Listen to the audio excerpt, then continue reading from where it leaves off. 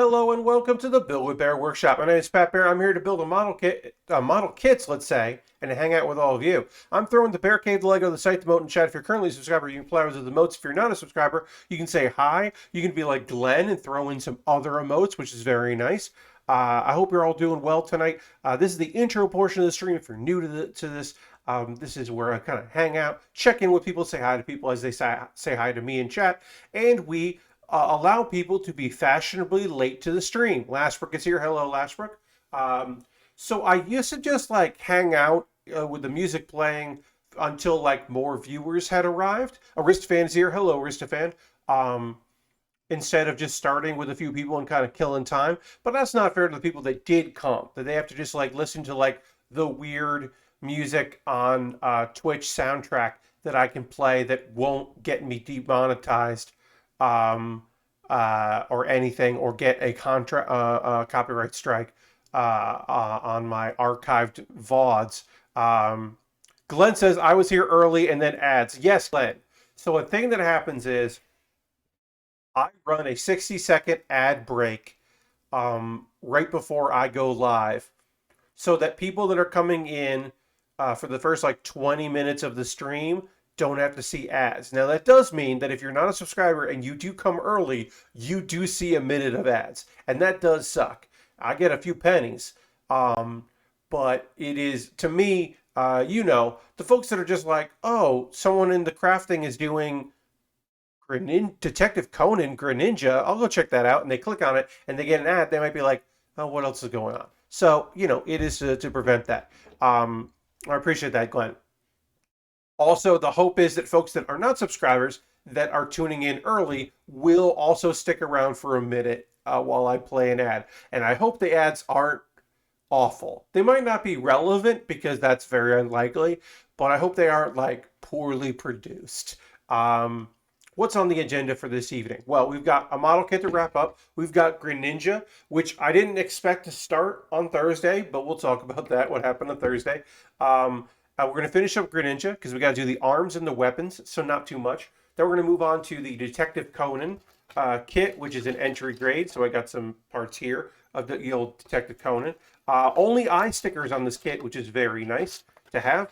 Also, there's some sort of puzzle on this kit. Like you look on the back of it, and there's some, I don't know. I don't think we're going to solve that, but there's some sort of like build puzzle. I don't know what's going on. A mystery solving build. So maybe I'll read that and try to figure out what the fuck that means. But they put a little work into it because it's Conan from Detective Conan, or Case Closed as it is known here originally, because they didn't want to call it Detective Conan. I don't know. I do know there's two reasons why. One could be Conan the Barbarian, and the other could be Conan O'Brien. Either way, I think they would have been fine calling it Detective Conan, because I think that is a better name than Case Closed, which I don't think is a good name. But anyway, I like building those entry grade kits. They're very inexpensive. Zandra's here. Hello, Zandra. Welcome, welcome. Also, hey, let's throw the barricade, the Lego, the site, the emote in the chat, because Zandra designed all those emotes, and it is cool to put those emotes in there. Detective Conan the Barbarian sounds cool. It does sound very cool. Also, I do want to say, Case Closed reminds me of a thing that is not a reference that any of you will get, but I need to share it. There was a friend of mine did a detective character. This is a comedy character, comedy monologues. And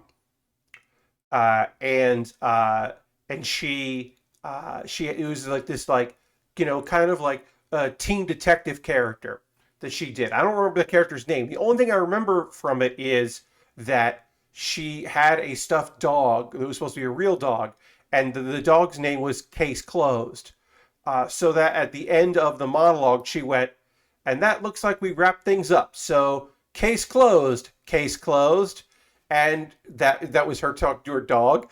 And then there's a long pause, a very long pause. And she goes, that's why I named it Case Closed. And that was the end of it. And it just, Was it a good character monologue? I can't remember. Was it funny? I can't tell you. Has it stuck with me for eight, 16 years, 15 years? Yes, it is stuck in my head for many, many years that my friend Aaron uh, once did a character that was a detective who had a little dog named Case Closed. And it's in my brain, and I can't escape it. And now I had to say that out loud. It happens. They're silly comedy bits um, that are just stuck in my head and won't go away. And that is the top of the list. Anyway, I'm retweeting my tweet. We're going to get into building, uh, and that'll be a good time. Um, so before we get into the building, I do want to just point out that we are currently at 40 subscribers. The goal is to hit 50. Are we going to hit that goal tonight? Probably not. Would I like to hit that goal by, let's say, a couple weeks from now? Sure. The goal is 50 subscribers. If you're interested in subscribing, if you've got a Prime Gaming token that you haven't used for anybody lately, available, or you'd like to give $5, or you want to gift somebody in the community a sub, those are things you could do. You're under no obligation to do that. Shout out to Razgriz, who I do not believe is here tonight, but Razgriz upped their Patreon pledge, their monthly Patreon pledge, which is radical. And I was very excited to see that. That was super fucking cool of Razgriz, because we did lose a subscriber, or I lost a patron on a couple days ago. All right, so we're working on the arm here. Let's go to the overhead of Greninja. Now, I mentioned this before. Originally, this was not a kit that I was going to work on Thursday. Thursday was supposed to be the Neko Busho treasure ship. The Neko Busho is a line where they take these like plastic, but they look like porcelain kind of like cats, and then there's a kit that is a Bandai kit built around it, and there's various versions you can do of it. But the idea is that you're building like this nonsense, ridiculous thing around the cat. Um, Turns out those kits are not fun to build, and in fact, I would describe them as bad. Legit, that was a poor kit. Now, maybe there are other Nekobushos that are better than the one that I had. Maybe I just got the worst one, but it was garbage. It was not fun. The instructions were very difficult to read and confusing and of poor quality. And the plastic did not feel good. Um, it felt like I was constantly fighting the plastic. And in fact, I did break a piece on it. So then when we did the pause for the cause at 10 p.m., an hour into the stream, I do my pause for the cause, talk about ways you can support the channel, that kind of thing. When I came out of it, I was just like, you know what? I'm not going to build this anymore. I'm done. And partially it was because I was having a bad time with that, but also there was a bit of a disagreement that got a little heated here in chat. And I want to talk about that. So, if you were here on Thursday, or if you watched the VOD, or if you watched the YouTube archive, and you felt uncomfortable, I'm sorry. If it didn't affect you, didn't bother you, didn't even consider it being an issue, cool, thanks. And I guess what I should say about that was, don't be afraid to disagree with me. Certainly. Person who disagreed with me. Fundamentally, we had a difference of opinion. And I think that's fine. I think I should have said earlier than I did, we're just never going to see eye to eye on this. I took too long to say that. I should have said that sooner. And it may have been a conversation that should have moved off stream. In fact, it probably was a situation that should have moved off stream. It would have been, my opinion, if I had mods, that a mod would have, private messaged that person, or send them messages like, hey, can we chill out about this? Because but we didn't have that conversation because couldn't have the conversation. So I guess to reiterate my point from Thursday, and we don't have to like you don't have to agree with me on it. on what I said on Thursday or anything that I say. You definitely do not have to feel like you have to like agree with me about things because I don't agree with everybody, including streamers, about everything. Everybody is entitled to their own opinions. Um, I kind of made a goof comment about it on Twitter. Um, Harold Sosa in the stream, thank you, Harold, in which I said um, the English voice actor for Teddy from Persona 4 um, uh, makes money, like a good amount of money, playing D&D, and I think that's fine. And that's kind of where it is. Now, would I feel that way if I didn't have a small, very small connection with Sam Riegel? I'd like to think I would. I would feel the same way if I didn't know Sam. Has it been? Look, here's the deal. Sam Riegel, the voice of Teddy, a actor in Critical Role, a player in Critical Role. He's voiced many things. He was the original voice in the U.S. version of Yu-Gi-Oh for Tristan. Um, he played a Rex Raptor for 100 something episodes.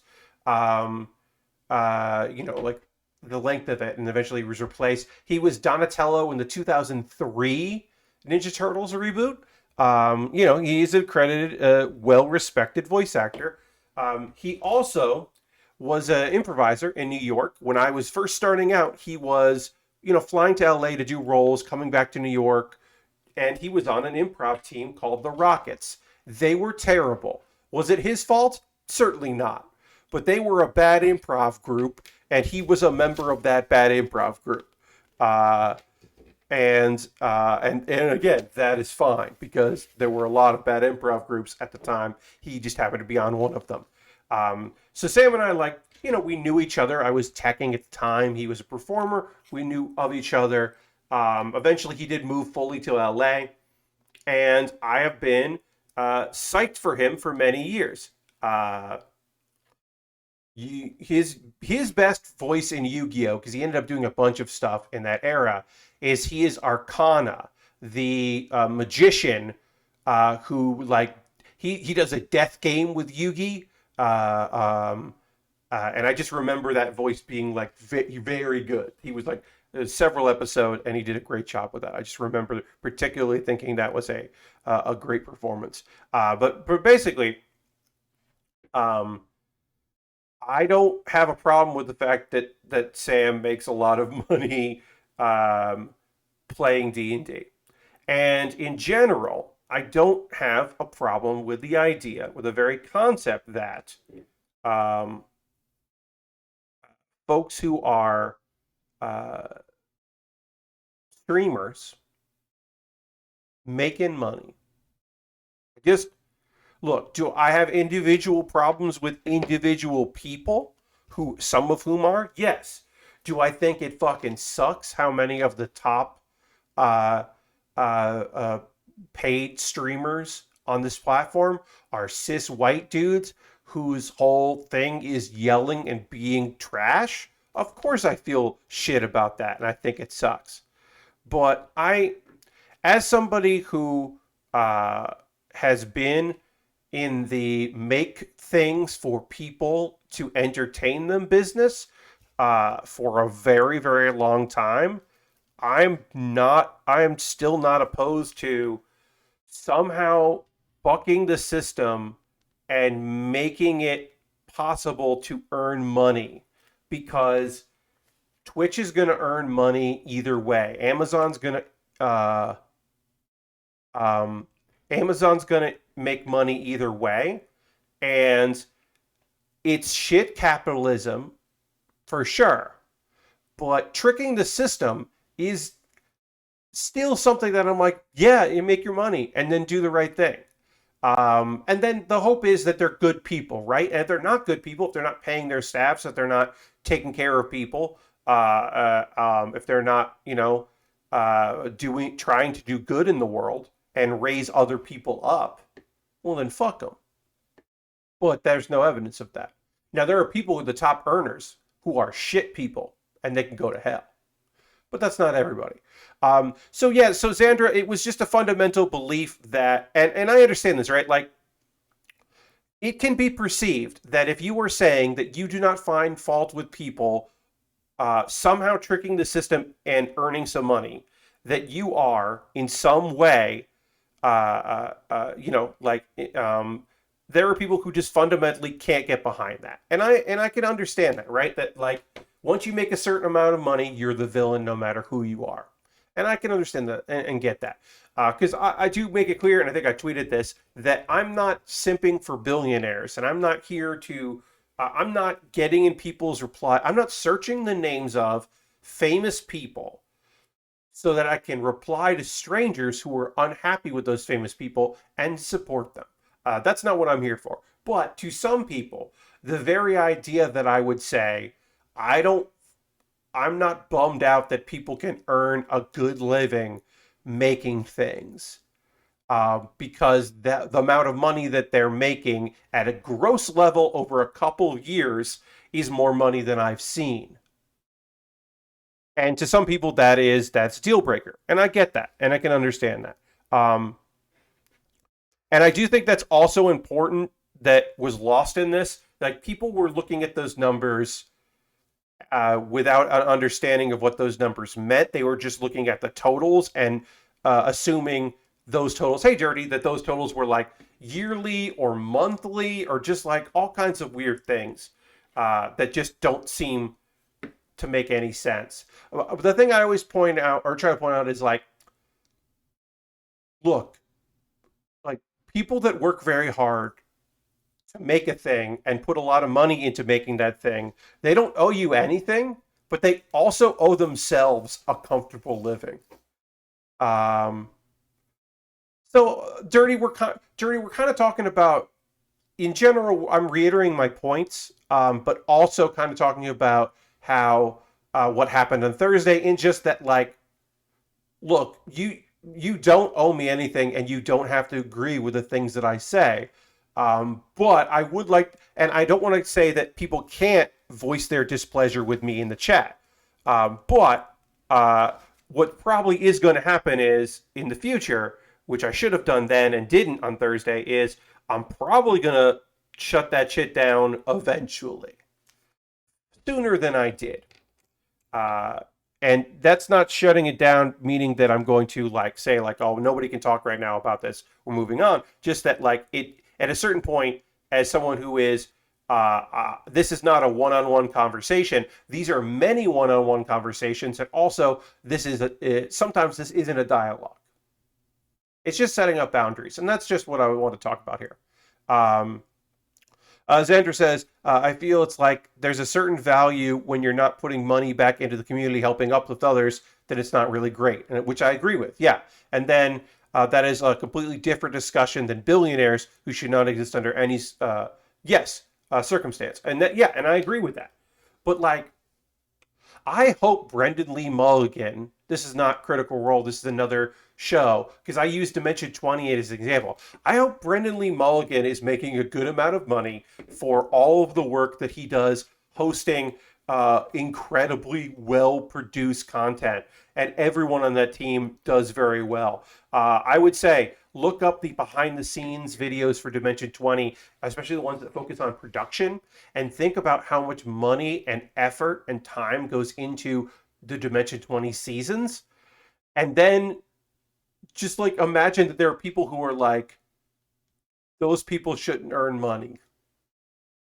It's hard. It's hard for me to say that, you know? Yes, sometimes streams are not the best place for deep-seated conversations about these things. And that was the thing, was like, um, uh, a thing that I said was like, hey, if you have to go read that stuff, and if you want to go and look at those documents, you're certainly willing to go. You're welcome to go do that. But don't tell people, like, don't talk about how much money people make in their chats unless they're like, hey, we're talking about it today. In which case, they're inviting that conversation, and I guess like, okay, but yeah, I mean, I don't know. It's a lot going on. Um, the Oreo CEO is Brandon's Magnus Opus. So Brandon Lee Mulligan's magnum opus is actually a thing that he made while he was still a performer at the Upright Citizens Brigade Theater. Um, I'm gonna get a link to it. We can't. Can we watch it? Yeah, yeah, we can watch it. Maybe we could. Let me see if I can find it. So it's going to be Characters Welcome. Characters Welcome was the show, Characters Welcome, and that would be Brennan Lee Mulligan. Brennan Lee Mulligan recites the Declaration of Independence. He is the best thing that Brennan Lee Mulligan has ever done, and we are legitimately going to watch it right now. I have to do some stuff to go watch it, but we are going to watch it. It's dirty. That is a great way to look at it. Sometimes it is just none of your business. All right. This is unexpected and nonsense, but we are gonna do this. I gotta change some stuff around here. Let's take off all of this. Let's put me down here. Gotta take that out. This was from the Pokemon setup on Wednesday. And then if I do display, okay. This is a 4-minute character piece by Brendan Lee Mulligan, calling Brendan Lee Mulligan recites the Declaration of Independence. If the audio is too low, let me know and I'll turn it up. Mr. Brennan Lee Mulligan.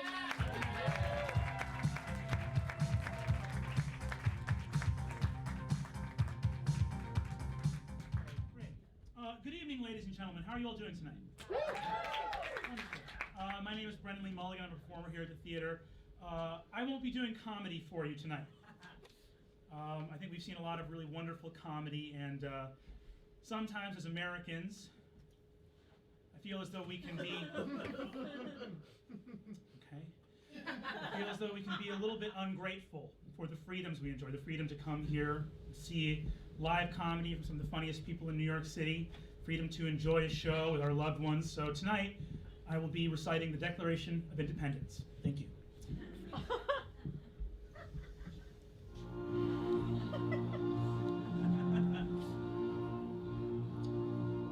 When in the course of human events it becomes necessary for one people to dissolve the political bands which have connected them with another, and to assume among the powers of the earth the separate but equal station to which the laws of nature and of nature's God entitle them, a decent respect for the opinions of mankind require that they should share the causes which impel them to separation. I'm not afraid of you fucking people. I'm not afraid, mate, do I? I'm not a man to be fucking trifled with!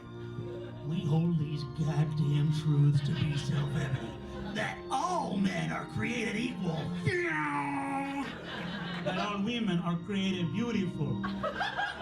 And that the Titans, in ages long past, were sealed in the pit of Tartarus by the gods of Olympus. I live in an acorn house. America. That's a pretty neat trick. From the rocky hills of Montana to the skies over Burgundy, wheeling in and out of dogfights with the Kaiser's men. Real battle. I didn't. There's a thing that you said something funny before that I thought was really. Mankind was more disposed to suffer while evils are sufferable. Freedom! This joke I don't think is that funny. And to establish as a direct object an absolute tyranny over these United States. Maybelline, get in the truck. We gotta be at Claire's by 3:30. Lord knows I try my best, but I'm on my last nerve.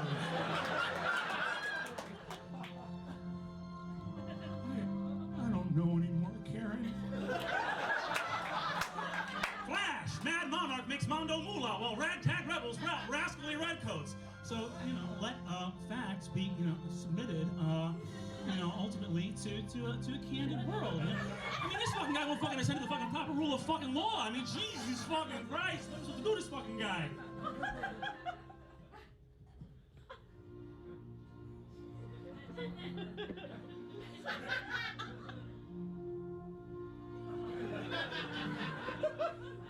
I ride a bug to work. Our 10th caller will receive unlimited jalapeno radio poppers for their whole life at Sidewinders and Fishkill. Pheow! Coach? Yeah, coach? Well, it looks like somebody killed this jock. You want me to write what? Therefore, we, the representatives of the United States of America, what? Vow to destroy the sunlit realms and unleash our creation upon an unsuspecting world. The Titans! I wasn't joking about the Titans! Heed my warning before it's... Oh no, they are here! It is too late!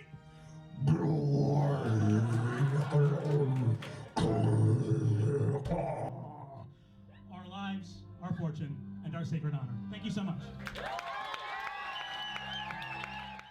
That is Brendan Lee Mulligan's magnum opus. That is one of the best things that I've ever seen in my life. Oh my God, I can put my keyboard away because I had to type things in.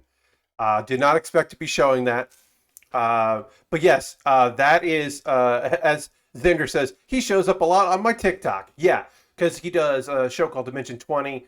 He's been with College Humor for a number of years. So you would see him on that. I want to point out something here. I send that video to people when I want to talk to them, when I'm like having conversations about the role of the tech person.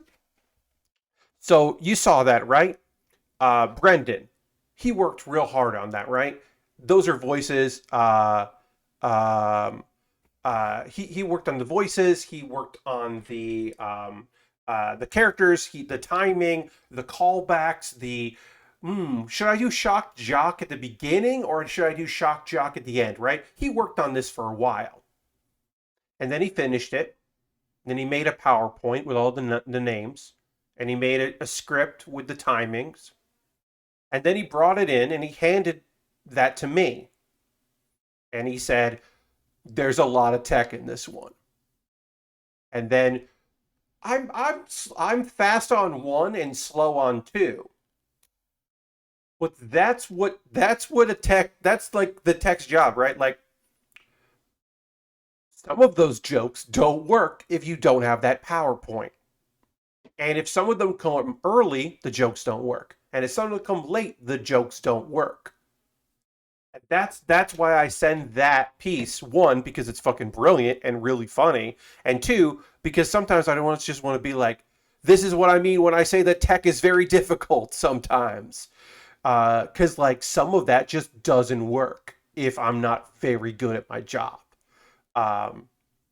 Also, it helps that sometimes the person trusts the other person to like do it well. And we did certainly have rapport. Brendan is a fantastic person. Xander, I would love a TikTok tip. I believe I haven't been uploading my TikToks from my Wednesday Best of Build With Bears, and I need to do that. I need to just upload a bunch of them.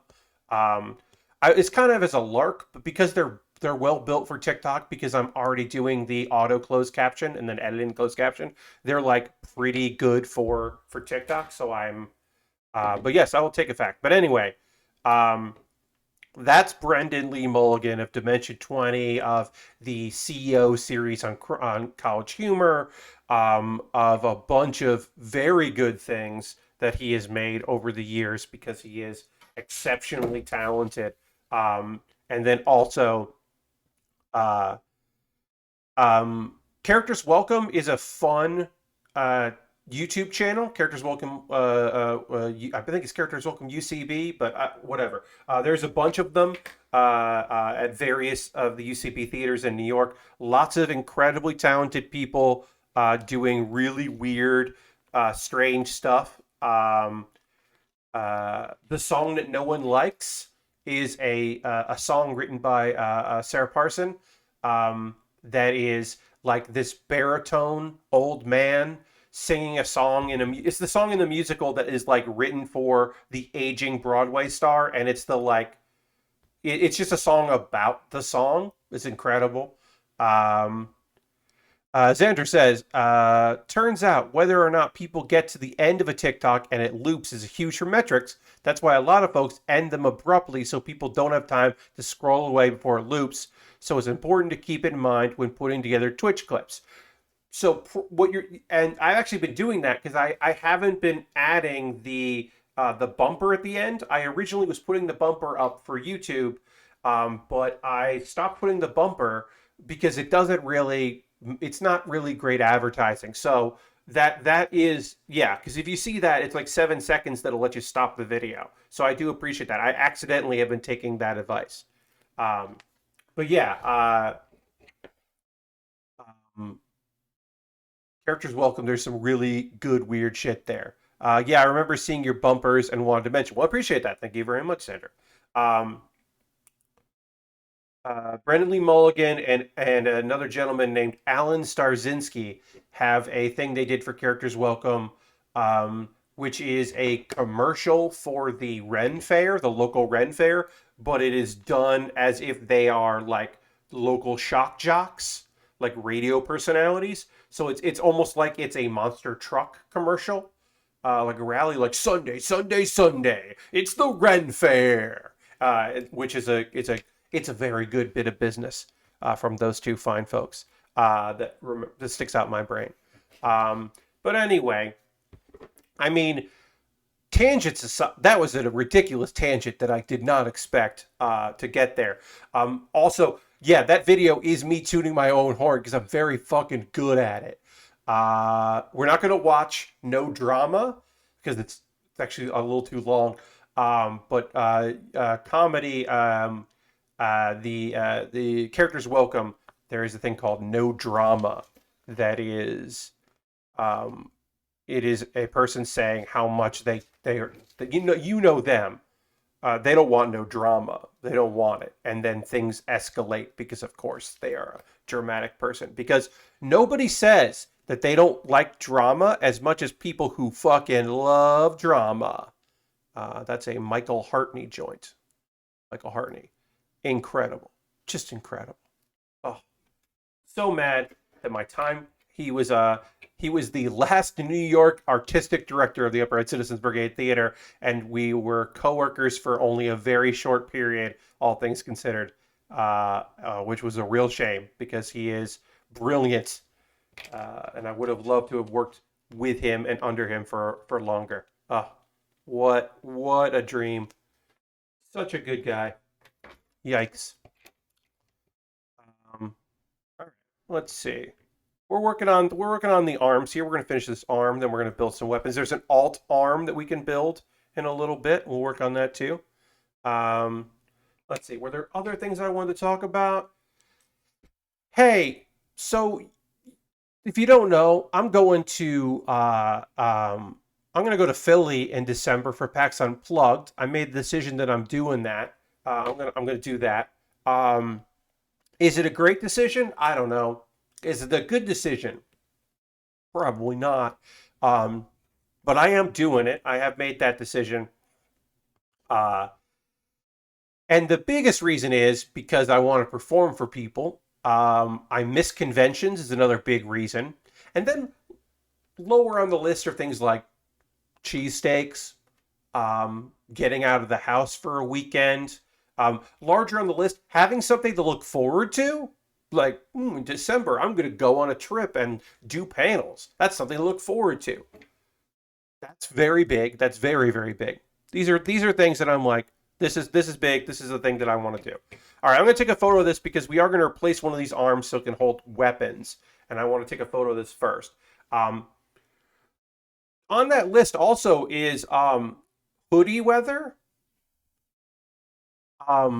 It's right now it's 70 something in October here where I'm at.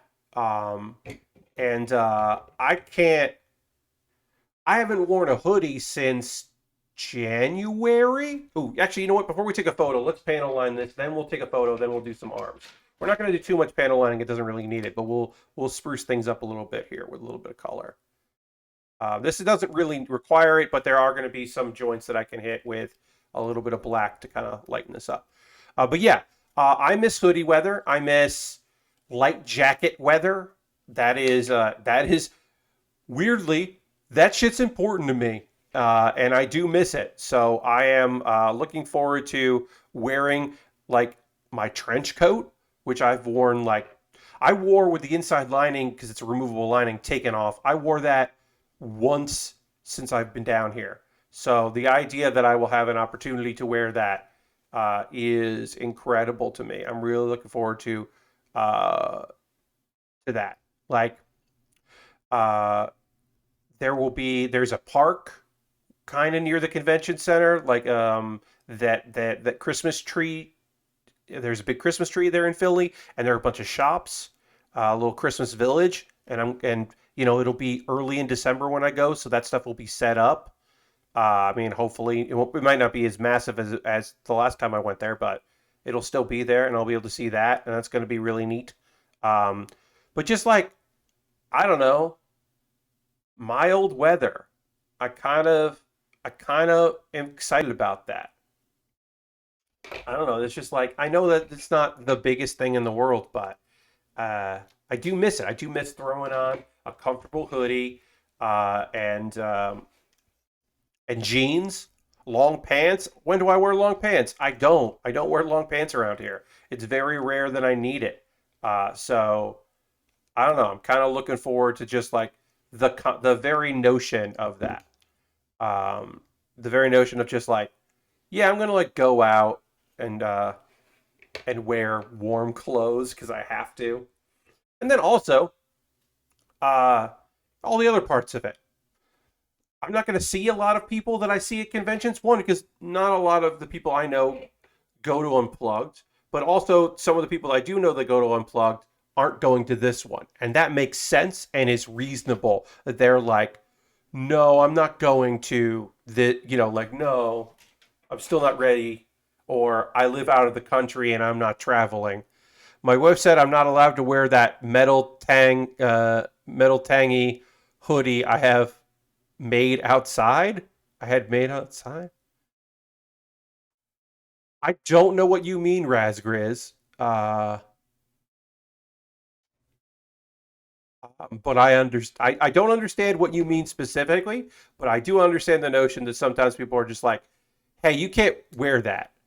Uh, like, yes, the exact specific I don't understand, but I do understand that sometimes like the number of T-shirts I haven't bought from TKO. You'll throw it in the Discord. Thank you, Razgriz, for throwing it in the Discord. The number of shirts that I almost bought from like TKO, uh, and then didn't because I was like, well, I have to wear that outside. And am I going to wear that outside? No. Like it's a large number of shirts, and I'm just like, no, I'm not gonna wear that shirt. Like I'm 41. I'm not gonna wear a shirt that says fuck on it and has a bad drawing of Sonic the Hedgehog. Now, do I wanna own a shirt that has a bad drawing of Sonic the Hedgehog and underneath it says fuck in all lowercase letters that was hand drawn poorly? I do want that shirt, but I'm not gonna wear that shirt around. I know I'm not gonna wear that out. I am wearing a shirt that I won TKO in that has a ghost on it, and underneath it says, I'm so over this. That is a poorly drawn ghost, and the text, I'm so over this. And that won a game of TKO.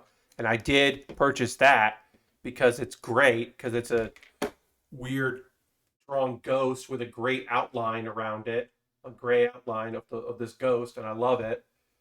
So I did buy that. It's up. It's a graphic of Alex Navarro's cat in corpse metal makeup. Okay, yeah. Yeah. I can understand why you're like, yeah, while your wife is like, hey, don't wear that outside. I always joke about how the metal luchador shirt, the Giant Bomb shirt that looks like a metal album cover with the luchador, how I stopped wearing that out because I wore it to a concert and people kept coming up to me to find out about the band, and they were not pleased to find out that there was no band. They were unhappy with that, so I stopped wearing that out to like concerts and stuff. Uh, turns out, the This Is the Run shirt, the Contra shirt, people were happy to find out what that was. When people would be like, hey, that's a Contra thing? And I would be like, yeah, there was this video series of these guys trying to, like, this is the run where they're going to beat Contra in one sitting. And the couple people that were just like, that sounds rad. And so they were very happy about that. But the metalheads were not happy that was not a thing, that they couldn't look up the band, the fictional band on that shirt. It's a good shirt, yeah. Oh, the metal pyre shirt. Ooh, yeah, that is dope. That shirt is cool. I have seen that one, yeah. Um, yeah, that's the real thing. When you're doing like lookalikes, I understand why people are just like, I don't get what this is. I don't get why you're doing this. Uh, uh, there's a shirt. I mean, the shirt that I still own it. It doesn't fit anymore because it's old, and I don't know if my boy David has ever redone the shirt, but he made a shirt that I've worn before. That it's a drawing of Bart Simpson, and underneath it says anime. Um, that is my buddy David Murray, aka Sebe. Um, and That shirt confuses people because it says anime, but then it's not an anime. It's Bart Simpson. It's like a crude Bart Simpson, and that they don't understand. Some people just hate that shirt. David, David. If you are been around the Giant Bomb community for a while, you know David as the person that made the shirt that says garbage. That somehow not only has Jeff worn that shirt a lot, which you know, because I would promote David when he would put new shirts, and finally that one spoke to him. It's the blue shirt that says garbage in the like college font, but also that there's a shirt of Jeff wearing that shirt. That's just weird and meta in a way that doesn't make sense to me. Um, but yeah, okay, and then we got to put this here. But yeah, David has made a bunch of incredible shirts. The I'm Fat Less Party was his first breakout shirt, which people still wear to this day. David is a large man, and so it is cool that he made a shirt that says I'm Fat Less Party. Very good shirt. Uh, I do genuinely love that shirt. But yeah, she's made a ton of incredible shirts that I own and wear all the time, including the fake anime boy shirt. The response to fake gamer girl is the fake anime boy shirt. And let me tell you, some people really fucking hate that t-shirt, and I am pleased. I am generally not the make people mad, oh, are you mad kind of a person. That is not my style, and I'm sure you all know. But, oh, that does make the right people very unhappy in a way that I very much enjoy. How does this go in? This is like the foot holder here. So this thing can stand up. So we can get, oops, Greninja standing up on with this thing. I don't know how this works. Anyway, that's t-shirt talk. I gotta see. David put out some new shirts. I gotta see what's out there. But my extra strong shirt, which is just a shirt that says extra strong on it, that is a shirt that I fly in. It is my good luck flying t-shirt. Because also, for some reason, people that work at airports seem to really like that shirt. I don't know why. They just seem to really like that extra strong shirt. So it became the shirt I wear on planes. So I'll have to get that ready for there. All right, I don't know how that works, but we'll take a photo here now that Greninja has its throwing star and its sword, its water sword somehow. Greninja's got weapons, so we'll take another photo of Greninja with weapons. I prefer when assholes identify themselves to me so I can avoid them in the future. That is helpful. You don't fly in the GB Flight Club. No. I don't fly anything from Giant Bomb because it might say Giant Bomb somewhere on it. The only one I've ever done is I once did a flight in the Japanese lettering shirt.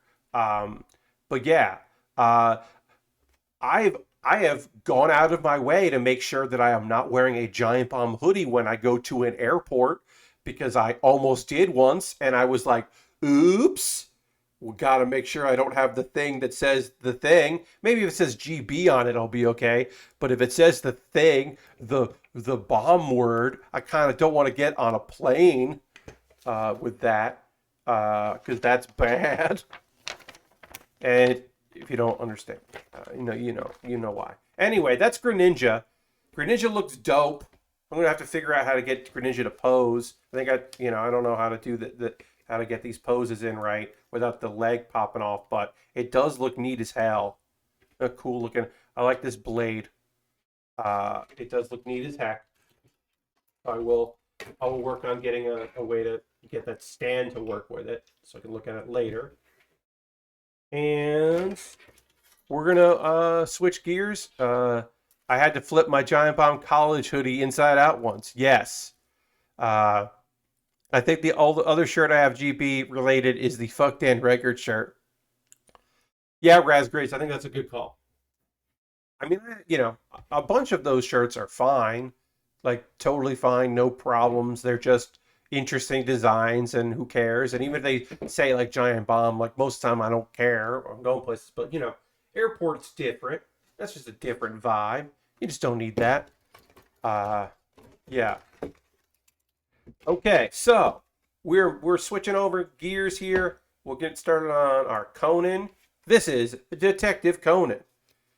I bought the Dan record as a Monster one Jason made. So China Don't Care was going to be an official shirt. The idea was they were going to make. So China Don't Care, I believe, was a limited official. That they did make in a bright, obnoxious color. But I don't believe it was too long when they made that. I don't believe that was a long shirt, a long time thing, because they didn't technically own that phrase or anything. I think I wore the Bomb Duder shirt to the state capitol once without thinking about it. Yeah. The Bomb Duders. Flashbrook, that's off, but also very funny. That one, somebody asked me where I got that shirt, and I had explained that it was a parody because they were big Windjammers fans, and these two people were like, "Hey, is that a Windjammer shirt?" And I had to be like, "No," but they are selling Windjammer shirts, and I told them where they could get official Windjammer shirts. I was like, "No, these are people that like it a lot and made a shirt." I should get a Vegeta Pink Badman hoodie made. Ooh. Harold also, yes, H-Bomb, aka Harold, in chat, does have some similar issues with his brand. Certainly, Harold, you do run into some issues with that. All right. So this kit is an entry grade kit. If you've never seen an entry grade kit, the instructions are very easy to follow. It's a step-by-step. You build the head, and then, you go through the little parts here. Very easy to understand. There is a part of the instructions have disappeared. Solve the mystery instructions on the back of the box. So I guess at some point to build the body, to build part of the body, we have to this component here, we have to read the back of the box, which is new. But yeah, this kit is inexpensive. This is a very inexpensive kit. And it is designed mostly for very little mobility, which is fine. It just doesn't have a lot of mobility to it. It's not going to be superposable, but it's inexpensive and it's entry grade. Like I said, no tools required. We will maybe do some panel lining on it. We will use the X-Acto knife that I have here to apply stickers because that is better. And it only has eye stickers, and we'll be able to choose which eyes we want to use. I think we'll probably end up using 1 and 2 because they are ginormous eyes, and I think that's fine. But yeah, apparently I have to, at a certain point, step 4, I have to use the back of the box to find part of the instructions. Were you able to solve the mystery? Answer is, yeah. And we have to I don't know, they add a little bit of a mystery because it's Conan. Is it right next to the codec number? Yeah. Yeah, no, I think it's just like it's a light puzzle to get the pieces together, which is neat. And maybe someday I'll actually get the Millennium Puzzle that was supposed to originally be an August release, and now it still has not been released. And I will be able to build the Millennium Puzzle from Yu-Gi-Oh, which I really want to do. Supposedly that's coming out this month, but who actually knows?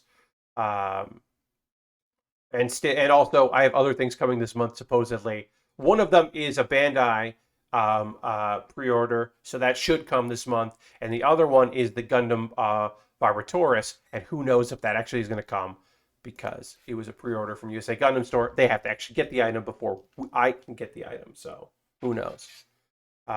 So we don't need to use snipper clips to remove these pieces. We might want to do that if they're looking like it would be tough to remove it, but should be fine. And then we'll just go through instructions. We will take a pause for the cause in a few minutes. I'll talk about ways you can support the channel because that's always nice to be able to chat about. And then we'll get into working on this kit, which I don't know if we're going to finish today, but we'll do some good work on it. So I gave up on that Neko Busho treasure ship because that's a terrible build and I hated it. And I don't want to build it. It's the second thing I've ever quit. And the only other thing I've ever quit was that Animal Crossing jigsaw puzzle, which was awful. And eventually was just like, I don't want to do this anymore. So Neko Busho, we wrapped up. That's done. And that was bought off my Amazon wish list. So I reached out to the person that bought that, who is a friend of mine, and said, hey, I'm going to let you know that was a real bad time and I don't want to finish it. But since you bought it, I can send you a refund. And they were like, how about you just let me pick what you build next? And I was like, sure, here's my backlog. So they picked the AE86. So that'll be the next thing I build. And so we'll be doing a kit that involves me doing a glue build, a liquid cement build. So that'll be the next thing that we build as part of the anniversary of Initial D. So I'm looking forward to that very much because the last one I built that before, and it was a really tiny kit, and it was nerve-wracking because it was my first ever glue kit. So now I'm a little more versed in that. Lastbrook says, I just got my perfect grade Unleashed RX-78 and Last Shooting RG Xeon. Ooh, nice. In the mail today. The latter of which has been waiting in a warehouse for me for like 8 months. Oh, because you bought them with another thing. Unfortunately, my Metroid Dread Special Edition, which they said was delivered, has gone missing. Lashbrook, that fucking sucks. I'm so sorry. Yeah, I mean, that's the thing about pre-ordering like a couple things is if they're going to ship them together, you might have to wait a very long time to get them, which is why I often will pre-order from numerous places so that I can get the thing that I want when I want it. All right, we're building. Yeah. This kid's got a fucking forehead. Well, because all the hair there. This kid's got quite the forehead. I feel like these eyes are really low in this build, but that's just because he's got a 5 head, as they say. All that hair sticking up there. But I'm sorry that your Metroid Dread Special Edition, 1, because it's your thing and I want you to have it, and 2, because I know people are having a real good time with that. And so I wish you had it so you could play it. That fucking sucks. I hope that gets found. Lashbrook. Hope you're able to find that. Because that absolutely blows. Alright, so this is what we're supposed to look like here. Look, I love this. I'm playing it right now, says Sandra. Hell yeah. Look at this. Like, it tells you this is what it's supposed to look like right now. It gives you the cross-section. Entry grades, like, yeah, they're not, like, complex, but they're just, like, really cool. I just think they're neat. I would say the RX-782 entry grade is the best one. We're getting a strike, I believe, in January for entry grade, which I'm not thrilled about. Why do they keep, like, come on. I just don't think the strike is that interesting, so I'm not, like, psyched about that. But I do like the idea that there are going to be more of those, because I think that one's the best. The Dragon Ball ones are fine, but you might as well just get the Figure Rise kits. The Um, oh, what was it? There's a lot of stickers, but I think the Common Rider ones look really good. And there are a lot of stickers, but I think that Deku is not worth it because they're important stickers for Deku and they're hard to put on. Like freckles shouldn't be a thing you have to put stickers on. The idea of entry grades should not involve stickers, like a lot of them, or important stickers. They should be optional. The Xeon came out in February, and the PGU was originally supposed to arrive in like June, but kept getting delayed. You pre-ordered them together because I had like a 15 off coupon or something. Yeah, and Lashbrook, you spent a good amount of money on those, so it's totally worth getting that discount if you're gonna do it. So I understand, but yeah, the problem of that is if one slips, then the other is just waiting to go out, and that can be a huge bummer. Um, which is why I try to, if it's supposed to be out the same month, I will pre-order. But if it's like months apart, I'm generally don't pre-order at the same time or the same things, and just eat the cost so that I can get it. I just put an order in the USA Gundam store for a couple things. Uh, let's see, what did I pick? What did I pick up in my order? Oh, the Delta Plus high grade is one of the only. Delta Plus high grade looks like a transformer. It's very good. Where is it? Here's the Delta Plus. Looks like a transformer. Does it transform into a jet? You bet it fucking does. And then also, I got the AUG from Le Game or El Game. I can't remember how it's pronounced. It's got a scythe. It's gold and has a scythe. You don't know. I was gonna pick it up. It's golden as a scythe, and I've never built anything from that series, so I'm excited to work on that. Those are two things I picked up from USA Gundam Short, and it has not shipped yet, which is annoying. I would like them to start shipping because I would like to have them in my collection soon. Anyway, I'm putting eyes on this. I'm putting some eyes on this. You could, I guess, get away with not using stickers on this kit, which is better than most of these, but I'm still gonna do it. Um, going to apply some stickers, and we'll take a pause for the cause in a moment or two, and then we'll get back into the building portion of the stream. Yeah, that looks good. I have not picked a date for pumpkin carving, but there will be a pumpkin carving stream. I'm think it's going to be a Wednesday stream. I gotta look at that. Yeah, the 27th feels like a good day to do that, or maybe I want to do the 20th, so I have it for a little while. Yeah, maybe the 20th or the 27th. I'm gonna do a pumpkin carving stream. You know what? I will be the 20th because the 27th will be me playing the new Jackbox because that comes out on like the 24th or whatever.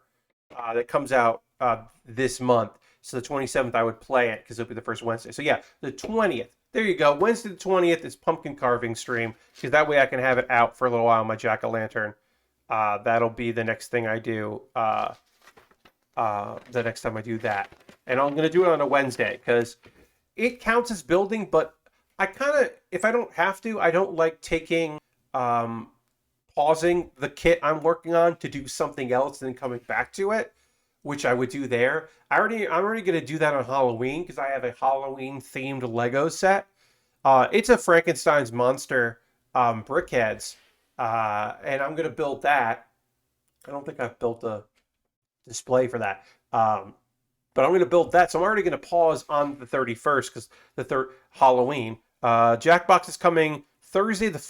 It's coming the 14th. I thought it was coming later than that. Okay.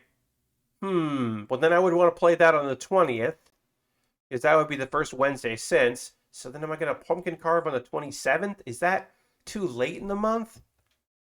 Maybe I'll do the 25th.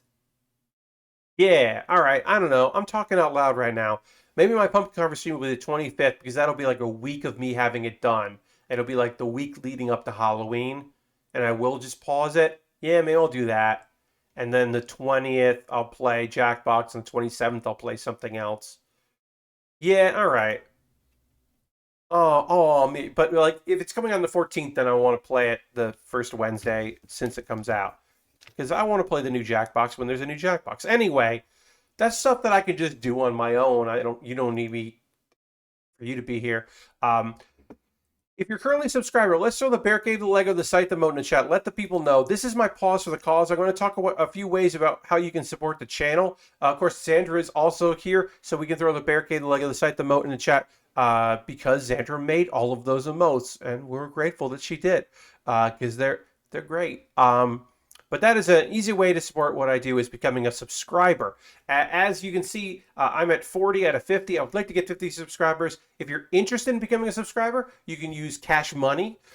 You could use your Prime Gaming token. If you have an Amazon Prime linked to your Twitch, you get a token. Use it for someone if you're not going to use it for me. Don't just let that just sit there. You could gift somebody a sub. Right now, Aristofan is the top of our gift sub leaderboard. With 1 gifted sub, you could join Aristofan there. With 2 gifted subs, you could top Aristofan on the leaderboard. And bits and coins always appreciated while I'm talking about subscribing. That's one way to support me. All of the ways, all these things are optional. You were encouraged, certainly, but you don't have to. You never have to do that. You just being here is great. Thank you for being here. We'll get back to building soon, but I did want to take that moment. Patreon.com/PatBaer is another way to support what I do. I'm just going to do here. Okay, great. Patreon.com/PatBaer. There's a $1, $3, $5, and a $10 tier. All those tiers are optional. Obviously, $1 a month, you get information every time I'm streaming. I will send out things that are like, hey, here's my next stream. I do that like 2-3 times a month where I give my schedule out. You also get a Q&A video at the end of the month. $3, you get to vote on what I play. You'll be able to vote on what I play next Wednesday. I have to actually make that up so you can do that. So that'll be that. What else? Oh, $5, you get videos a day early. $10, you get to vote on what I build next for my backlog, or if multiple people have bought me stuff off my wish list, you get to vote on there. So yeah, take a look at my Patreon. I also have a YouTube channel. Obviously, joining my YouTube, free, does not cost any money to subscribe. If you want to become a member on YouTube, that's $2 a month, and you get my Wednesday videos a day early. So every Wednesday I put up a video. We talked about it a little bit because I used to put them on TikTok and I haven't lately. I got to do that again. But yeah, you can see that video a day early because I will send it to you every Tuesday as as a thank you. And they're clips from the show. That's my current Wednesday thing. Let's see what else. One-time donations. If monthly is not something you're interested in, but every once in a while you might be like, yeah, I'll kick you a few bucks. You can do that. And here are various ways to do that. And everything I make through direct donations through PayPal, PayPal, Coffee, and Streamlabs. Things I make through my Patreon, through YouTube, like AdSense and joining. Also through subscribing here on Twitch. All of that goes into buying model kits. Just goes into fun. Like the 2 model kits I bought here. That was Patreon money. This past month's Patreon money. Some of that money went to buying model kits off my that I wanted to buy from USA Gundam Store because I wanted to get a few kits. So yeah, let's see. I talked about how I have an Amazon wish list. I'm going to put that here in chat. And also, if you're watching this later on YouTube, you can find this in the show description below. My Amazon wish list has a wide variety of things. Lego sets, high grades, master grades, inexpensive kits, expensive kits, all kinds of different things that I would be happy to build on stream if you purchased said items. And I will be happy if you did. But yeah, you can buy something on there. It'll come to me in the mail. I'll shoot a video about how you bought that thing. I'll build it, and it'll jump the queue, and I'll build it next. That's how that works. And I have a couple pieces of gear at the bottom. If you're like, oh, I'll buy you $7 tweezers to make your life easier because your tweezers are old. Here are jeweler's tweezers. Those are very good for small plastic pieces. You could buy those instead. The cushion I'm sitting on, someone bought that off my Amazon wish list. This light was bought off my Amazon wish list. This microphone was bought off my Amazon wish list. So I put gear in there, and sometimes people pick up gear, which I'm very grateful for. Alternative to that is you could go yourself to USA Gundam Store, a place that I just bought stuff from. You could buy a gift card at USA Gundam Store. Then you could DM me on Twitter because my DMs are open, or whisper me here on Twitch, which you could just do, with a code from USA Gundam Store, a gift card code, and then I will buy something at USA Gundam Store. And that is the alternative to using Amazon, which I know some people not thrilled about using Amazon, and I get that. I'm with you. What I want to say now. Okay, a couple video links. Pat Bear's Anime Club. This was a live one that I did on stream here on Twitch, wrapping up the last season, the summer anime season, and then talking about the fall anime season. So it was also a preview. The fall anime season has kicked off. We are now just about every show has debuted. So I go through and talk about those in the video. You can check that out. My new one's coming out on Monday is like 15 minutes instead of 2 hours. So it's a little bit more easily digestible. Best of Build With Baer is a weekly series. Every Wednesday I put up a new video of that. Clips. This one is it's me making the realization that AEW is an isekai. AEW is a different world wrestling promotion. Which All Elite Wrestling is an isekai, and this is me kind of making the case for that and realizing that. It's not a unique thought. Apparently other people have thought of it, but it was new to me, the very concept. So I do talk about that. All right, right now I'm going to drink a little bit of water. Then I'm going to talk about 2 anime shows that I watched in the past couple days because I have not made decisions on what exactly I'm watching this season. And also, I think I'll be watching less anime this season, I think. Maybe I won't. Maybe I'll get back into more. But I'm going to drink a little water. I'm going to talk about 2 anime shows. So let's get into it right now. And then also continue to build.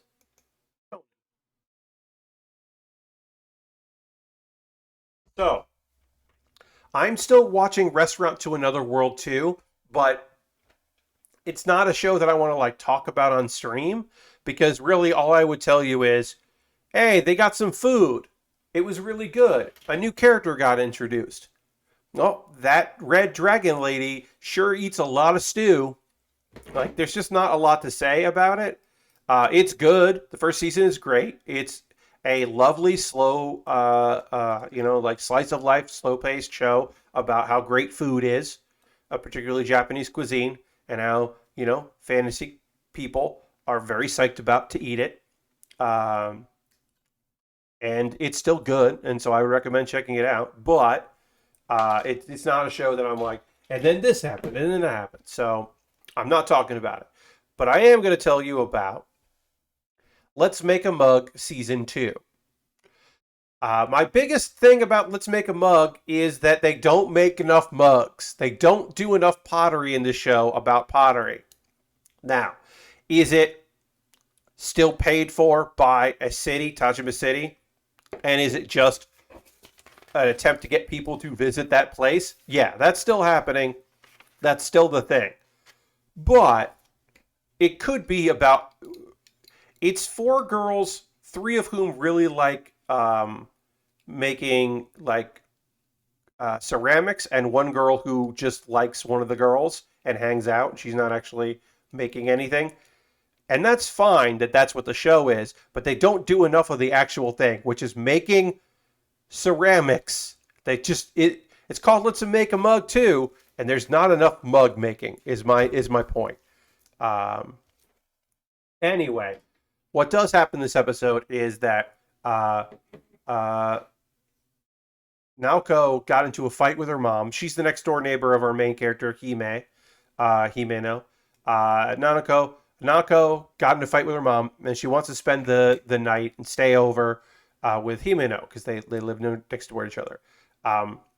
Himeno and her mom and her father live with their grandmother, and Himeno used to. We knew this in season 1. She used to spend like New Year's and some other holidays at her grandma's, and that's how she became friends with Naokun or Naoko. Um, and they head to a nearby park, and Naoko talks about being a lonely kid because she's always been a weird kid, and people didn't quite understand her. But she talks about how it's a thing that Himeno doesn't remember. There was a time where Himeno said that the art project, this like ceramic that Naoko made, was cool. It was really neat, and that was like a huge impact on Naoko. And now you can kind of understand why she is a girl that she's just like, oh yeah, you're in the after school like ceramics club, the pottery club, and I'm in the appreciate Hime club.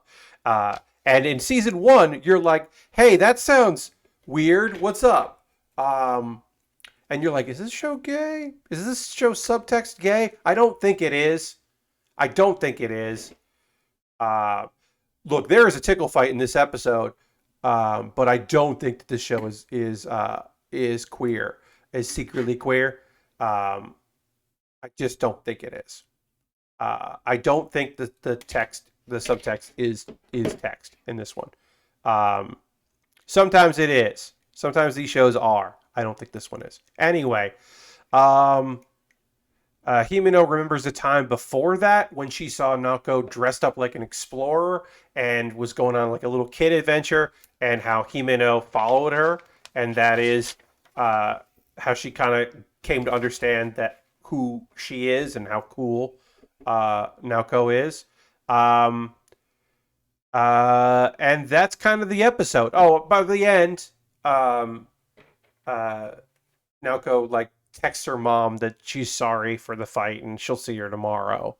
And you're like, oh, good, they're gonna make up. Okay, cool. And then if you haven't watched Let's Make a Mug, the first half is like 14 minutes. That's the animated episode. And then there's like 8 to 10 minute episode that comes in after that, which is live action. And it's live action with the voice actors of the 4 main characters. The voice actresses are there doing their thing. And they are in the town of Tajime. And they are exploring things. They're looking at sites that, that the show like based certain things on, like certain places. They are visiting things.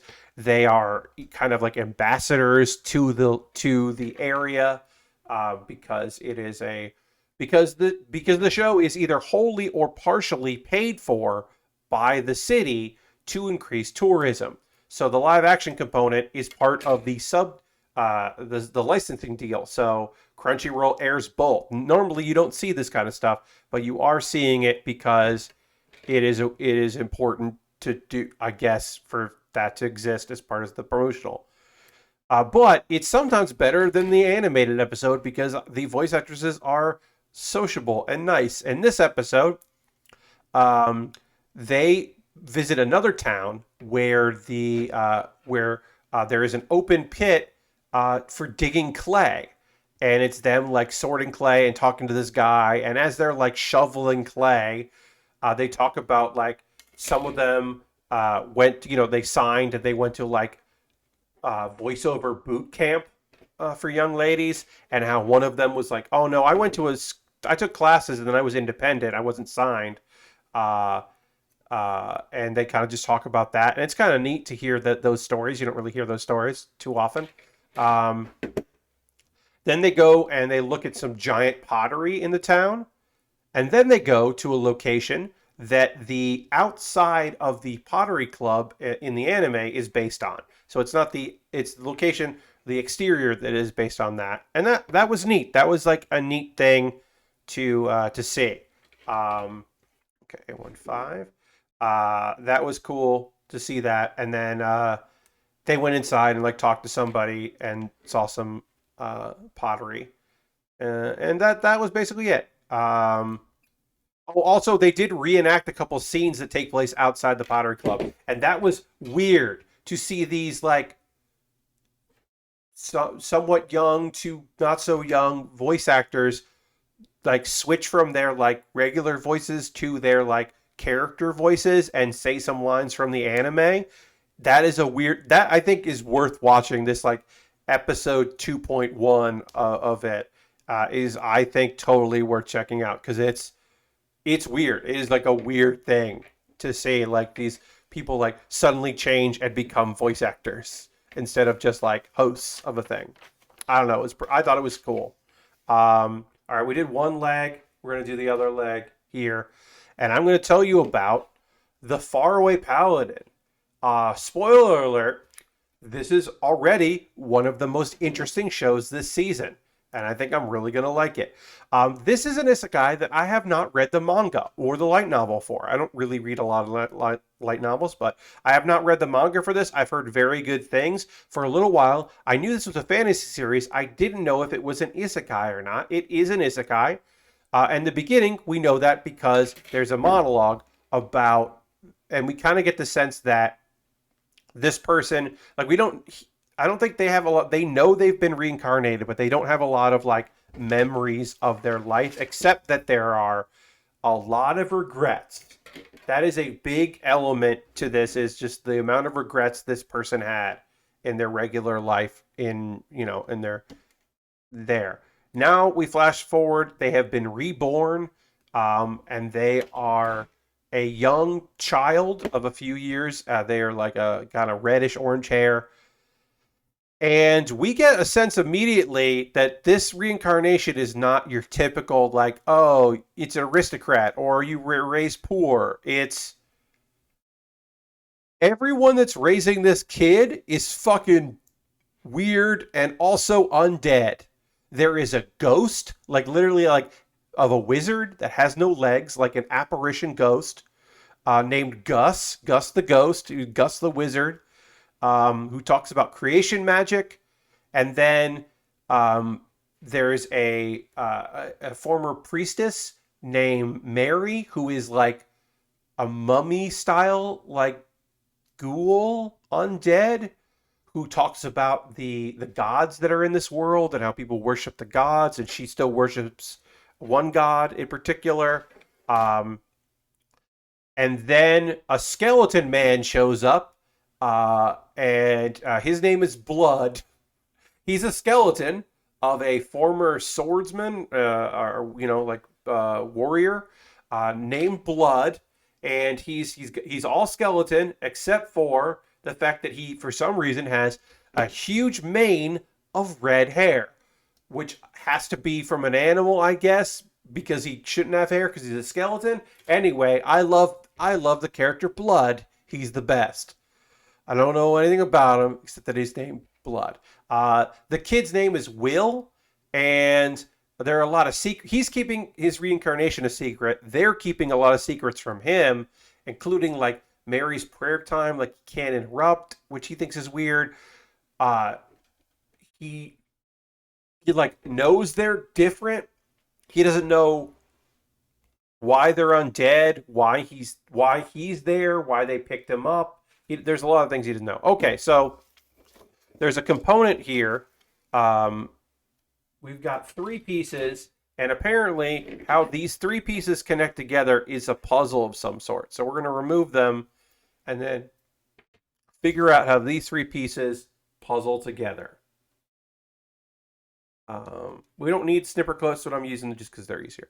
All right, so I'm going to get these 3 parts together and then figure out how these somehow make the body here by looking at the back of the box. Anyway,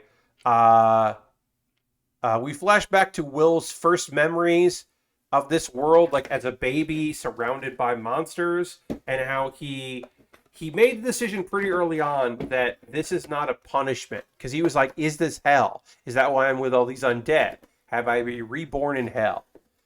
All right, so I'm reading the back of this. Solve the puzzle and complete the plastic model kit. There are 2 dials with numbers 1 through 8 on the panel. What does this mean? And then a part is upside down, the compass, and broken. And then what is this mysterious shape? Are we supposed to put something together? Okay, so basically, they gave me a little puzzle. I have these 3 pieces, and they have to come together to like fill in this shape somehow. I think that's what it's asking me. And if I want, I can just look on the next page to see how these three things come together. But apparently I'm supposed to somehow like do this. I don't understand the first part at all. Like I don't get this part of the puzzle. I don't know. This is a weird thing that I'm like, I don't know what this is asking me. Like that's north. I know that. It's like 5-7N. But I don't know what's happening here. I don't know what this is. And these are hints. Panel is the only clue to solve the mystery. And then if I want, I can just go and look. This is more of a puzzle than I was expecting. Yeah. So honestly, what I could just do is this. And then it's like, here's what it's supposed to look like. It's this. Let's see, wait. Yeah, it's this. This goes here. And then this looks like this. Then this is like this. So I think this has got to go in here first. And then this goes in like that. Yeah. Somehow, the back of the box is telling me that this is how it gets made. Now, how that actually works, I have no fucking idea. Well, you can figure that out at home because I'm not going to sit here studying this puzzle for that long. How that puzzle gets me to this, I don't know. But whatever. We did it. Anyway, flash forward, Will has been training in magic, and he's been training in sword fighting. He's doing okay in both, considering that he is 12 at this point, I believe. Or 8, I can't remember. Also, weird thing about Gus, our magician, he was once a really high-ranking magic user. He also is obsessed with money, because money's the only thing that like magic can't create, and you need money to get around in the world. And he's just like real obsessed with money, and it was an odd choice. And even Will's like, that's weird, but okay. Will learns that all three of his quote-unquote parents, they all died and clung on to their emotions, which meant that the god of death gave them the chance to become immortal beings. That was like something that they asked for, which is interesting because it means that they had to abandon their previous gods. More training happens. Despite knowing that he's not supposed to, Will really wants to know what's going on with Mary, and the fact that like they kill animals for Will to eat, but they're like, he's like, how do you have bread? How do you make bread, Mary? How does that work? And they won't tell him, and so he's like, I guess I'm gonna fucking figure this out. Well, it turns out that in praying to her former god that she believed in, Mary is able to get a divine gift, which is bread. But because she is undead and she turned away from that god, it hurts her, and there's like a flame. Ooh, we're getting rated. Thank you, Films. Supraliminal Films, welcome. Thank you very much. Anyway, there's a lot of mystery. The end credits of the Faraway Paladin, the ending song, features a bunch of characters we haven't seen yet, and I don't know where it's going. There's definitely like sadness on the way, certainly. I think this is like a slower, interesting story. And I'm intrigued to see where Faraway Paladin goes. Is Will a paladin? Because he's learning like spells and sword fighting. So is he going to be a paladin? Like, I think that means he's the paladin, but I don't know for sure. I don't know. It's intriguing. I am interested in seeing more of the show because I think it's cool. Lord Gresham says, case closed. Solve the murder of the super smart boy by putting his pieces back together again. Yes, we gotta build this boy back, and then we'll be able to solve the case. We've got his chest done. We've got his head done. We've got his legs done. We're building this in a weird order, folks. This is a very weird order that we are putting this kit together. I guess we can put his head on. And also, we are showcasing the weirdness of building model kits of people. His chest gun. Somehow it's always a locked room trick. Yes. No, his chest is done, is what I was saying. It's weird to build a person like this. It's just weird. It's never not weird. It's a weird thing that we're just like building a boy. We're building a boy. All right. Now we're going to jump to talking about some manga. I got manga thoughts, so we'll talk about some manga. Let's talk about this is how a child is formed in pregnancy. Indeed, it's just components. It's all components. Anyway, Faraway Paladin looks rad. Let's talk about some manga. My daughter grew up to be an rank S adventurer. What a cute... This is a very fun, cute little story. Sometimes, like, there's some darkness in the background, but it's still kind of light in the foreground. Is that... Okay, so we got our main dude. He's not famous. He never became a famous adventurer. He had a lot of potential, but he lost his leg. Now he has a peg leg. He lost his leg fighting, and so he had to retire. And he went back to his hometown to just like, retire, go about his business. He can still defeat smaller monsters that affect the town. He can train people, which he's very happy to do. He has the opportunity to, live a life. He can live a life, and it's fine. At some point, he found a young girl. And decided to raise her. And she eventually became of age and left to become an adventurer because she loved the adventure stories from her dad, and she wants to kind of live his dream. And she very quickly ranked up to being S rank. She's now one of the best adventurers at a young age. And a bunch of it is him like kind of going about his business, and she's like going about her business, but also in the back of her mind constantly, she's mad that she can't go visit her dad because she's a daddy's girl, and she has friends that she wants to introduce to her dad. She's like, her party. She's like, you got to meet my dad. He's so cool.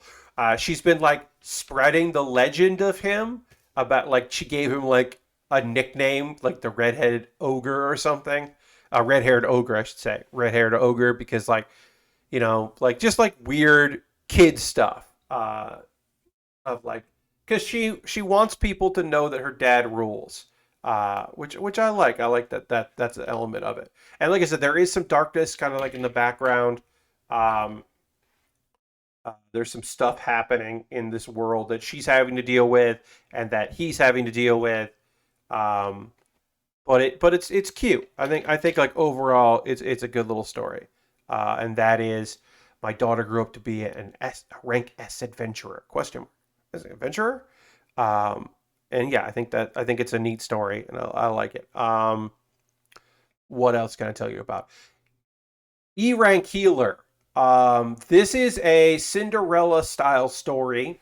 It is a spin on the main character is considered useless and is abandoned, and then the right person comes along who understands how cool and important they are, and they and maybe the actual person starts to recognize their own abilities, but also kind of a Cinderella story because the main character is a lady. So our main character is named Carol, and she can't heal. She's not a healer, but she can make potions. She can make potions and really high grade potions. Also, she has, and because she leveled up her, which I think is a fun twist. She can use search way better than most people because that's how you find the herbs that she needs. Is that she's really good at using search magic and finding the stuff that she needs to find, way better than most people.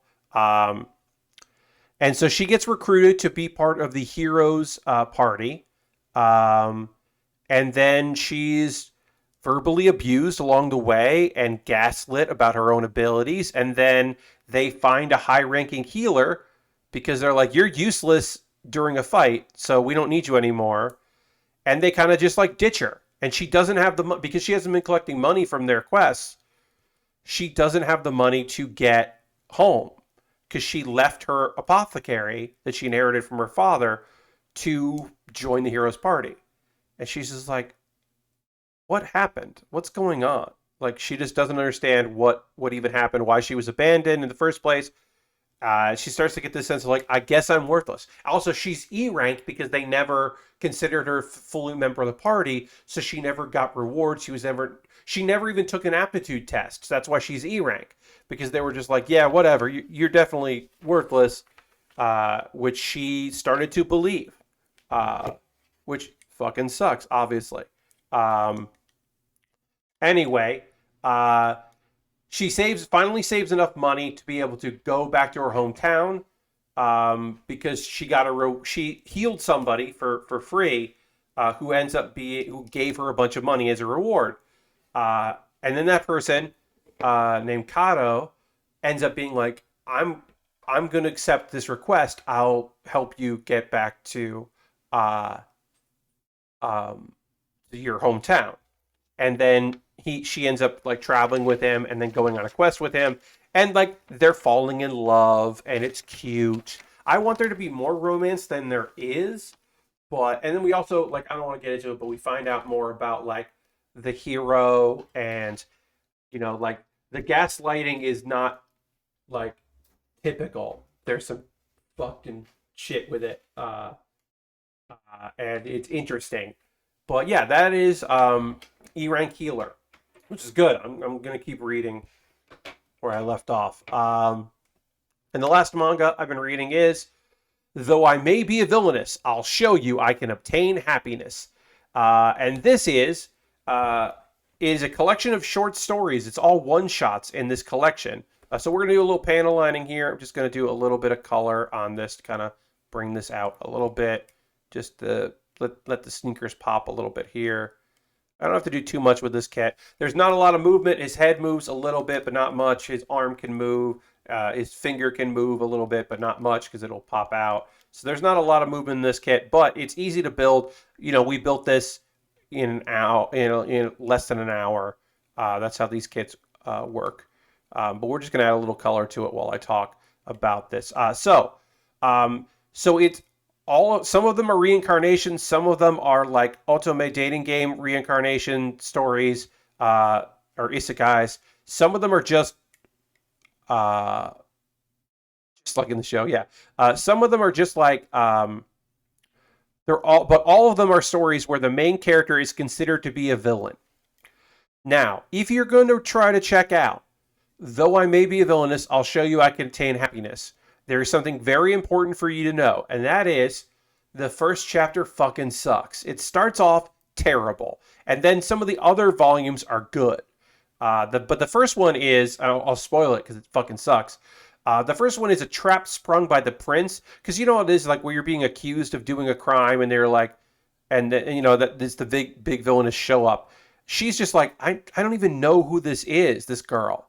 And it turns out that girl like was scheming, but the prince tested her, just like wanted her to like, because she wouldn't admit her feelings before, and so like this was her being like, I love you, I don't know what this is, and him being like, hi, it was a test, and then she doesn't respond, fuck off.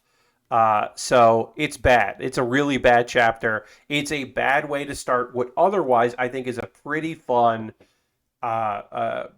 book. The second story is way better. Uh, Way more enjoyable. So I do recommend it. Except like I said, you can read the first one, but just know that the first one is poo-poo garbage, and it's not going to be good. So you don't really want to read that one. All right, let's get a little panel lining done on here on our kid, on our Detective Conan, and that's what I've been reading. I'll be reading more stuff. I got a few more things to check out. We got a couple minutes left in the stream. What are y'all engaging in? What are you watching? You really watching anything on Netflix, or is there anime that you're watching this season that you're really psyched about? You can let me know. Upcoming manga that I'll be checking out. Demon Fist Daydreamer. That looks really good. That looks like it's something I want to check out. It's another reincarnation story. Um, and Frontier Diary, which is not an isekai but is a fantasy one. Uh, and there's a short like they're like 3-page series called "The Girl Who Always Wears Gloves." That is just like a weird relationship thing that I want to check out. Harold has been checking out Star Trek Lower Decks. Has been pretty good this season. That's good to hear. I have not checked that out. And Lashbreaker says I picked up DS9 back up. Yeah. I gotta say, the hard turn into Cardassians being good guys was weird. You're not wrong. The necessary evil of siding with the Cardassians could have been done way better. And instead of making them like look, you don't want to make any race of people the boogeymen, but that did feel weird in a way that I did not enjoy. So I agree with you. Um, Last one. Dirty is watching or watched Purore, Pride in Orange, which is the girls hockey anime, which I have not checked out because I don't particularly love sports anime, even though I do like anime where there's a bunch of young ladies who are into a thing. I think that's really fun, but I certainly do not enjoy sports anime with very few exceptions. So I have not checked that out, but I've heard of it. And then also Tasho Ultimate Fairy Tale, which I'm going to check out. Yes. It's also an idol style slice of life. Ooh, even less interested. But Taisho Otome Fairy Tale, I do want to check out. That's next weekend. I will cover the first 2 episodes of that next weekend probably, or maybe on Monday. Because what am I going to watch for Monday? What did I decide to watch for Monday? Monday, I'm watching The Vampire Dies in No Time. So you know what? I will check out the Fairy Tale because that sounds cute, and I do want to check that out. That is a young man who's like, he had an accident, and so he's not going to inherit the family, and he just wants to be left alone in his misery. And then his father sends him a young bride, like a woman to be his bride to take care of him. This is I forget what era this is. I think this is Imaginera. And she is Sunshine, and it's their story of their love, and that seems like something I want to check out. I have not checked it out yet, but that is on my list of shows that I do want to watch. But yeah, the Pura Ore, I was like, ooh, I do like some elements of this, but I don't know. Watch the Muppets Haunted House special, which is fun time with the cameo from the great Ed Asner. Oh, it's a ghost. Oh, Ed Asner. That's lovely. Ed Asner is in it, I should say. All right, so I'm going to take a photo of this because we're done. Like I said, this is a very easy kit to put together. It doesn't lay flat because of his head. Can I? Yeah, I can do that. I'm just going to take his hair off, the back hair off, so that I can photograph it like this instead of the other way, which I don't like to do. So let's get a photo of Conan from Detective Conan. Right. Conan's there. So we finished like a small kit, and then we completely built another small kit. We got a little time. I'm not going to get into it, but hold on a second. I'll get out this kit so we can look at it. There we go. Hell yeah. Here we go. We can at least look at it. We're not going to get into building it tonight, but we can look at AE86. Here it is. Boom. And I'm just going to delete this. Delete this. 86. Oh, yeah. So this is a glue kit. I had a big scroll of case closed when Funimation first started putting DVDs in the show. Oh, your Walt Girl. Nice. So this is the 86. This is part of the like anniversary of Initial D that this came out. The instructions are way better than the previous kit that I built. If you haven't seen it, I did watch, or I did build this. This is going to be a glue kit. I got this from Gundam Planet, and originally they said that this was a snap kit. They had the wrong instructions. This is not a snap kit, but it does have some masking stickers, and it does have some water decal stickers that we have here. So we got some water slides to put on, and then we also have some regular old stickers as well to put on there. It's a bigger scale than the one I built in the past. It will use glue. We're not gonna, like I said, we're not gonna get into it tonight, but it will use glue. And the thing that I'm most happy with, and with glue I mean liquid cement. Let me find the part in here that I'm most thrilled about. Here it is. The black roof. The last one we did not have a black roof. So we couldn't do the two-tone like you see in the photo. We had to do a pure white car. And it didn't have the black hood. Not roof, hood. It didn't have the black hood. So we couldn't make it the two-tone. And that sucked. Because car kits are going to be for... they're going to use they're going to use liquid cement. They're more for car people and not necessarily like Bandai stuff that is geared towards anime fans. Now it is still liquid cement, so that is still more complicated. And we'll talk about that as we start working on this kit on Monday. Like if it has like where you use glue and where you don't. Like it does want paint. We're not going to paint it, but we are going to do the water slides at the end. We will put on the initial D. Like I love it's got the initial D license plate. We are going to put on the shop sign on the car. But yeah, let's see. There's usually some indication about what the arrows mean.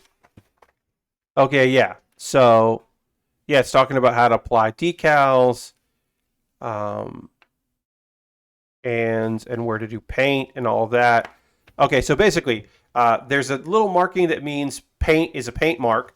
The arrow, the solid arrow, is in the instruction of gluing, and the dotted is in the location of no gluing. So this piece is not going to be glued in when it goes in, this part of the underside. But this part will be glued to this here and here. Those get removed. We cut those off. And then that is, you can color this and it tells you what color you should be doing. So that's how that works. So one of these parts, no glue, because it's supposed to move around.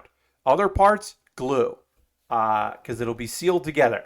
And that'll just be using liquid cement and hitting the rim of it and then pressing and holding to seal it together.